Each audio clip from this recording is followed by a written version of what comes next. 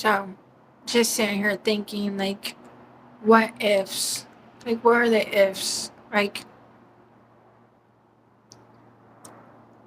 when you wake up from a deep dream and I don't know, it doesn't feel like a dream, it feels real to you. Um, because you just dreamed of someone that you thought it would work. So you gave him a chance and realized you were wrong, or that person wasn't what you thought what he was or she was. Um, but you can't stop dreaming of them. You can't stop thinking about them. Um,